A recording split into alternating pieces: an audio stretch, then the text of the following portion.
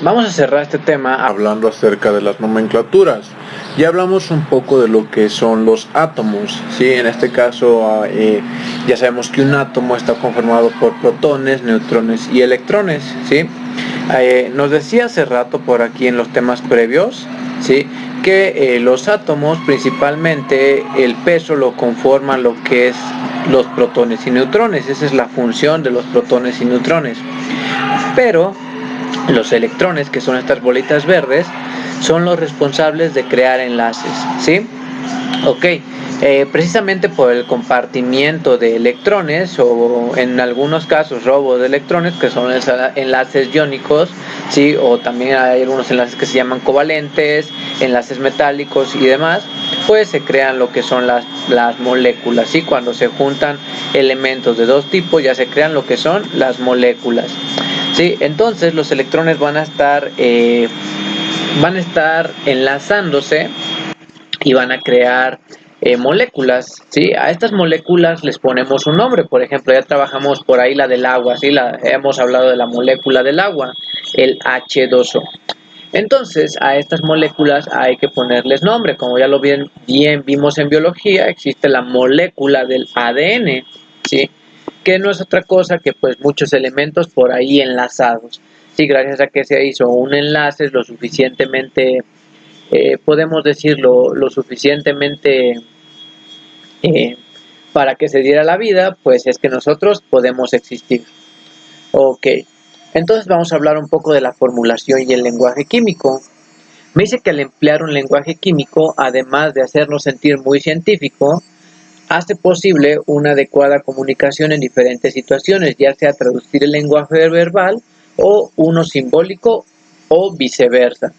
Por ejemplo, está como los médicos que me dice, va a tomar ácido acetil salicílico, y se escucha muy propio el nombre, ¿verdad?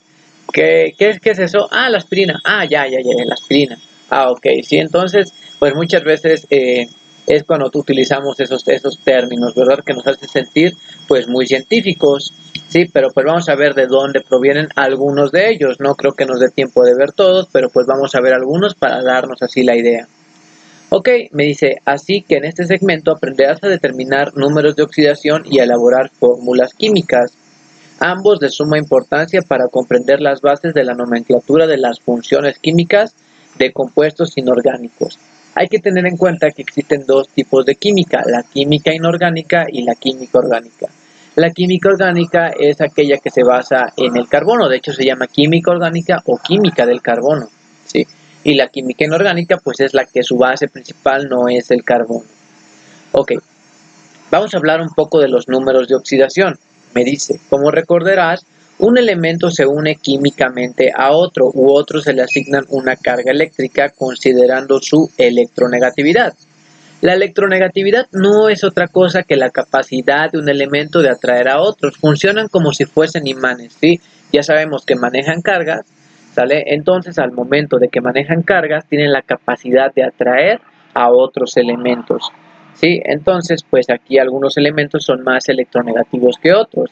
Es decir, tienen mayor capacidad de atraer elementos que algunos otros.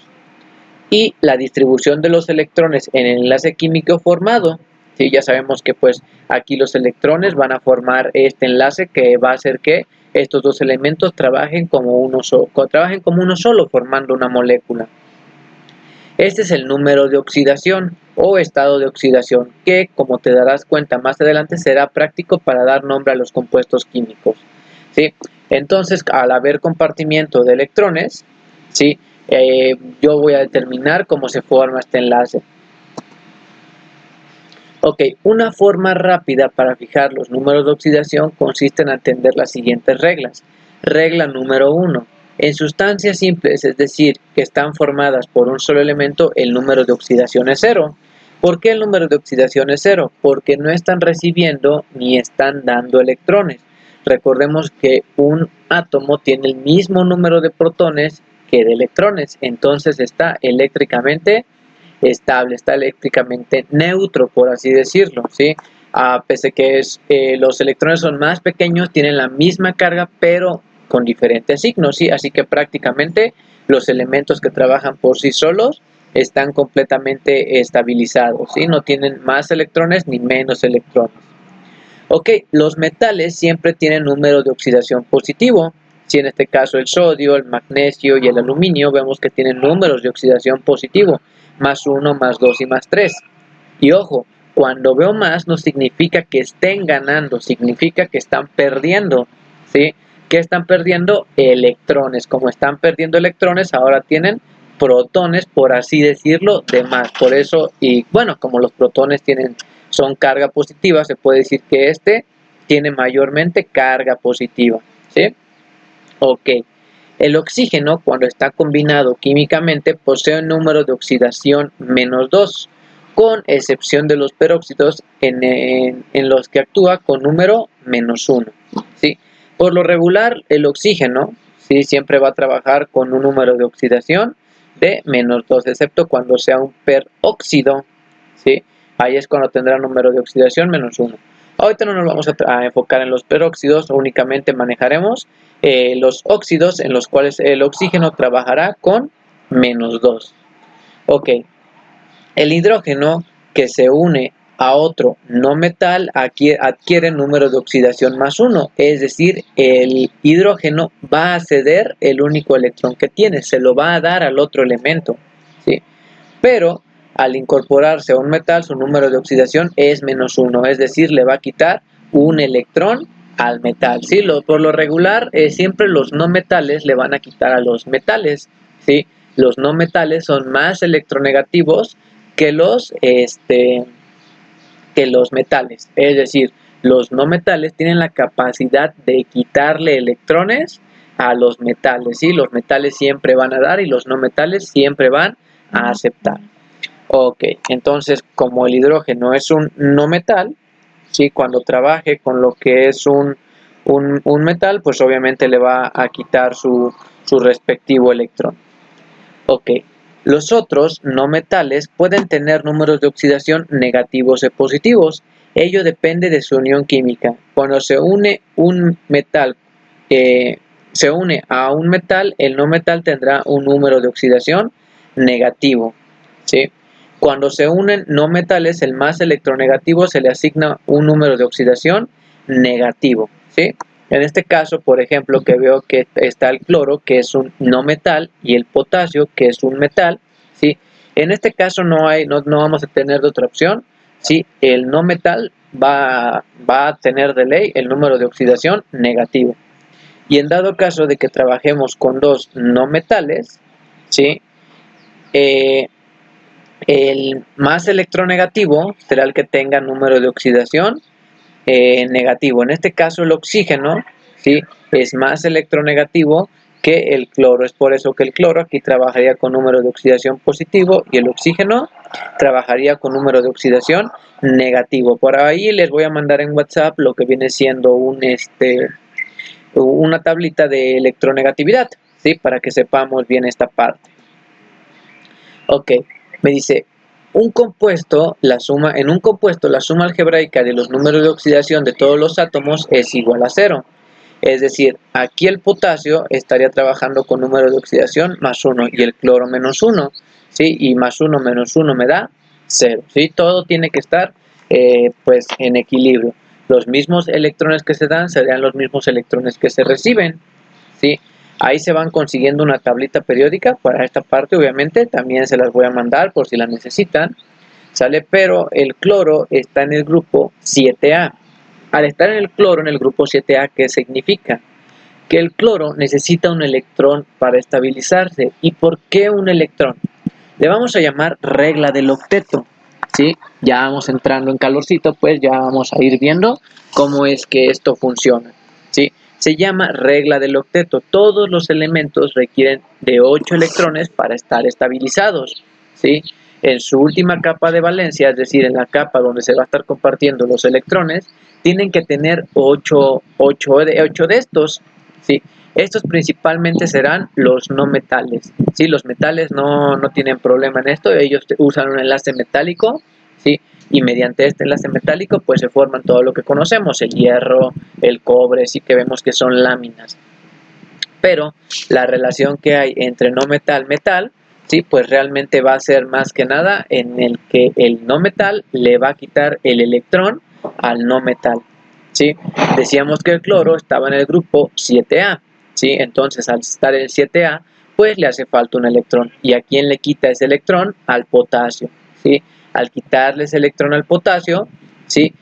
Pues ya estaría teniendo sus 8 electrones en la capa de valencia. 7 y 1 que le quita al potasio serían los 8. Ok, en este caso, por ejemplo, el oxígeno, si el oxígeno está en el grupo 6A, ¿esto qué quiere decir? Que le hacen falta 2 electrones para estabilizar su capa de valencia. Entonces, ¿qué es lo que hace el oxígeno? Como es más electronegativo que el cloro, ¿sí? Como es más electronegativo que el cloro, le quita 2 electrones al cloro, ¿sí? Por eso es que aquí yo tengo 2 cloros para que a cada cloro le quite, o más bien se compartan. En este caso se formaría un enlace covalente cuando se une no metal con no metal, se hace un enlace covalente y se comparten los electrones, ¿sí? Cuando se une metal con no metal, se hace un enlace iónico en el cual el otro le quita el electrón al metal, ¿sí? Pero cuando es no metal, hay un compartimiento de electrones, ¿sí? En donde el cloro le va a compartir 2 electrones que le hacen falta al oxígeno y el oxígeno le va a compartir un electrón a cada cloro que le hace falta, ¿sí? Entonces, aquí vamos a hacer la multiplicación. Hay 2 cloros y cada cloro trabaja con, le presta un electrón al oxígeno, 2 por 1, 2. Y el oxígeno va a recibir 2 electrones. ¿Cuántos oxígenos hay aquí? 1, ¿sí? Yo voy a ver cuántos oxígenos hay porque va a ser el subíndice que se encuentra en la parte derecha. ¿Sí? En este caso, pues yo no veo que tenga nada y por ende yo voy a decir que es 1. En este caso, el cloro hay 2. 2 por 1, 2. Y 1 por 2, 1 por menos 2, menos 2. 2 menos 2, 0, ¿sí? Ok, yo sé que es un tema nuevo, pero pues vamos a ver bastantes ejemplos para que lo entendamos un poquito mejor. Ok, en caso de que un elemento tenga varios estados de oxidación, primero se calcula el de los elementos con solamente uno, y al efectuarse la suma algebraica, el resultado de esta será el estado de oxidación del elemento faltante, ¿sí? En este caso, por ejemplo, aquí el oxígeno, ya sabemos que trabaja con menos 2. Y el sodio únicamente tiene un número de oxidación que es más 1, ¿sí? Me dice, con apoyo de la tabla periódica se observa que el sodio tiene reportado un estado de oxidación más 1 y el oxígeno ya sabemos que trabaja con menos 2. Y el azufre, ¿sí? Si checamos nuestra tabla periódica va a trabajar con menos 2, más 4 y más 6, ¿sí? Entonces aquí llegamos a, órale, entonces ¿con cuál tengo que trabajar? Sí, vamos a hacer lo siguiente. Ya sabemos que el oxígeno el sodio trabaja con más 1. ¿Cuántos sodios hay? 2. ¿Sí? Ok. ¿Con cuánto trabaja el oxígeno? Menos 2. ¿Cuántos oxígenos hay? 4. Y hago la multiplicación. 2 por 1, 2. ¿Sí? 4 por menos 2, menos 8. Menos 8 más 2, menos 6. ¿Sí? Entonces, aquí vamos a llegar a lo siguiente. Por lo tanto, la suma algebraica para que sea igual a 0, ¿sí? El estado de oxidación del azufre, debe de ser más 6, ¿sí? ¿Por qué más 6? ¿Cuántos azufres hay? 1. 1 por 6, 6. ¿Sí? Entonces, 6 menos 6 ya me daría el 0, ¿sí? Hasta aquí vamos bien. Si no, lo podemos checar después, ¿sí? En la clase. Es importante señalar que una fórmula química se lee igual que una fórmula matemática. Así tenemos el compuesto, si aquí voy a tener este compuesto que tengo aquí, y este compuesto está formado por 3 átomos de calcio, ¿sí? Que es el subíndice que se encuentra en la parte derecha, ¿sale? Y aquí, si se dan cuenta, hay unos paréntesis, ¿sale? Entonces el numerito que está aquí en la parte derecha me va a multiplicar a los subíndices que están dentro del paréntesis. Por lo tanto, ¿cuántos átomos de fósforo voy a tener? Aquí veo hay 1, pero como está dentro del paréntesis va a estar multiplicado por este numerito de aquí. Entonces 2 por 1 voy a tener 2 átomos de fósforo, ¿sí? Ojo, no se me vayan a confundir con matemáticas y digan, profe, pero es que en matemáticas era el número que tenía a la izquierda. Sí, pero esto es química, ¿sí? Utilizamos matemáticas, pero con más referenciado a química, ¿sí? Aquí vamos a utilizar el número, cuando hable de paréntesis, que está a la derecha. y lo corroboramos con el oxígeno. ¿Cuántos oxígenos hay? 4, pero está dentro del paréntesis, lo tenemos que multiplicar por el número que está a la derecha. 2 por 4, vamos a tener 8 átomos de oxígeno. Al calcular el estado de oxidación de cada elemento, ¿sí? Tendremos, ya sabemos que el oxígeno trabaja con -2, el calcio únicamente tiene un número de oxidación que es +2, ¿sí? Y entonces, ¿cómo me queda? ¿Cuántos calcios tengo? 3 por 2, 6, ¿sí? 8 por -2 sería lo que viene siendo -16. -16 más 6 me quedaría -10, ¿sí? Entonces, ¿cuántos fósforos dijimos que había? 2, ¿sale? Porque no queramos decir que aquí el fósforo va a trabajar con +10. Ningún número da más de 8 electrones. De hecho, ningún átomo da tal cantidad de electrones, ¿sí? Entonces, ¿qué es lo que tengo que hacer? Pues quedamos que me hacían falta 10 electrones para que diera 0. 10 entre los 2 de fósforo que tengo, pues me da 5. 10 entre 2, 5, ¿sí? Y se cumple esto, entonces 2 por 3, 6. 5 por 2, 10. 6 y 10, 16. ¿Sale? 8 por -2, -16. 16 menos 16 me da 0. ¿Sí? Yo creo que pues aquí está bastante clara esta parte. Ok, vamos a cómo elaborar fórmulas químicas, ¿sí? Para irle agarrando el rollo. Si observas una fórmula química, te podrás dar cuenta que se compone de símbolos químicos y pequeños números, a los cuales vamos a llamar subíndices, colocados a la derecha de algún símbolo. Estos nos indican el número de átomos de ese elemento que se encuentra formando el compuesto.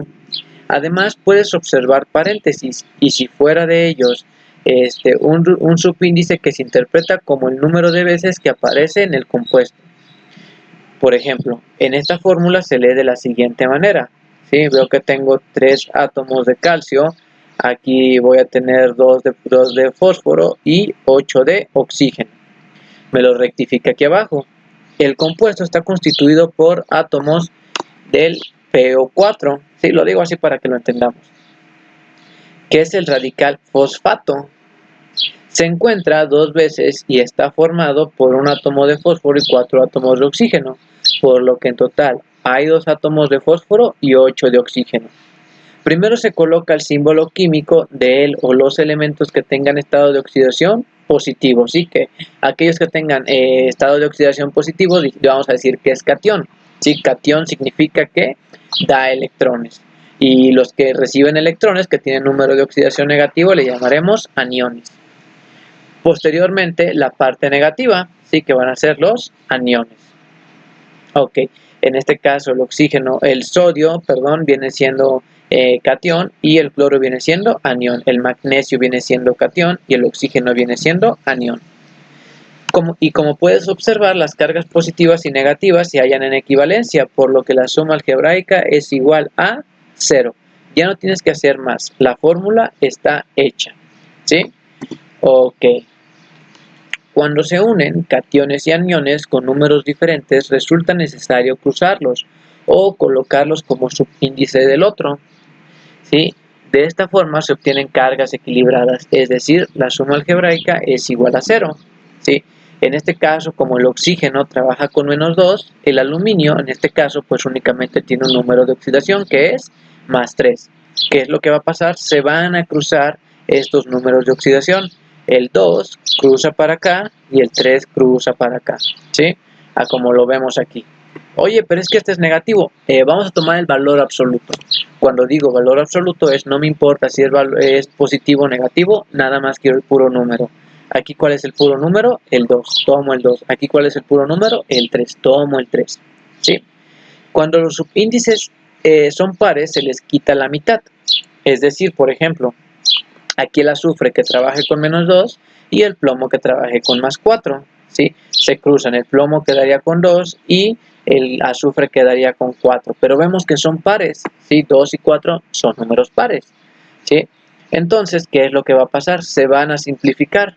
¿Cómo lo puedo simplificar? Dividiendo entre 2. ¿Sí? 2 entre 2, 1. Recordemos que el 1 por estética no se pone.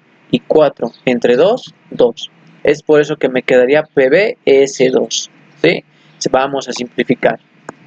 ¿Sale, vale? Dado que el símbolo de un elemento representa la unidad, no es necesario escribir el número con un subíndice, como lo decimos. El 1 no se escribe por estética. Si participa un radical y este se encuentra más de una vez, resulta forzoso colocarlo entre paréntesis y fuera de este el subíndice correspondiente, ¿sí? Por ejemplo, de todo este subíndice me va a quedar que son menos 3, ¿sí? De esta parte vamos a tener menos 3, el aluminio trabaja con más 3, ¿sí? ¿Qué es lo que va a pasar? Se van a cruzar, ¿sí? Escribirlo de esta manera pues sería incorrecto, ¿sí? Sin paréntesis. Entonces yo los tengo que cruzar, ¿sí? ¿Por qué? Porque todo esto es una sola molécula, es a lo que le llamamos un radical, ¿sí? Entonces, ¿qué es lo que va a pasar? Aquí se cruzan, el 2 cruza para acá y es el 2 que veo aquí, y el 3 cruza para acá, que es el 3 que veo aquí, ¿sale? Ok, vamos a continuar. Y para los sistemas de nomenclatura inorgánica, vamos a dejarlo para un segundo video.